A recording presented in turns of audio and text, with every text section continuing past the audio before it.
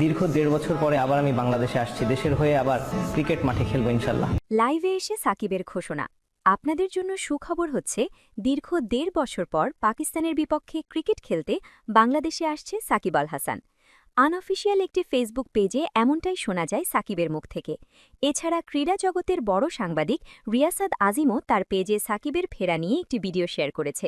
ভিডিওটির ক্যাপশনে লেখা আছে, ডিসিশন ফাইনাল, 11 মার্চ পাকিস্তানের বিপক্ষে নামবেন সাকিব। দল ঘোষণার অপেক্ষা। এর আগে বিভিন্ন গণমাধ্যমের জানা যায়, বিসিবিও সাকিবকে জাতীয় দলে ফেরানোর চেষ্টা চালাচ্ছে। সাকিবের মামলা ও দেশে ফেরা নিয়ে বিসিবি পরিচালক আসিফ আকবর বলেন, সাকিবের মামলা বা অন্যান্য যা রয়েছে সেগুলো নিয়ে তার সঙ্গে কথা বলেছি, সেগুলো নিয়ে তার আইনজীবী যোগাযোগ করেছে বিসিবির সঙ্গে। আমরা খুব দ্রুততম সময়ে, খুব সম্ভবত রোববার সোমবারে কেসের ফাইলগুলো পৌঁছে দেব এবং পরবর্তী দায়িত্ব সরকারের।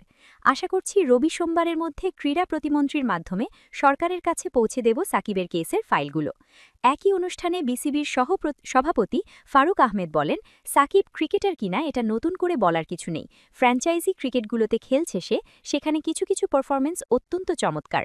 আমার মনে হয় যদি ফিটনেস লেভেলটা মোটামুটি থাকে, খেলতে পারবে। সে ভালো প্লেয়ার, বাংলাদেশ ক্রিকেটের ব্র্যান্ড। এর আগে যুব ও ক্রীড়া প্রতিমন্ত্রীর দায়িত্ব গ্রহণের পর আমিনুল হক বলেছিলেন, সাকিব মাশরাফির বিষয়টি রাষ্ট্রীয়ভাবে দেখা হবে। আমরা এ ব্যাপারে নমনীয় থাকব। তাদের যে মামলা আছে সেসব নিয়ে রাষ্ট্রীয়ভাবে দেখা হবে। আমরা চাই সাকিব ফিরে আসুক। যেহেতু তাদের বিরুদ্ধে মামলা রয়েছে, রাষ্ট্রীয়ভাবে সেটা দ্রুত সমাধানের মাধ্যমে যাতে সে ফিরে আসে। আমরাও চাই বাংলাদেশের ক্রিকেটে সাকিব মাশরাফি ফিরে আসুক।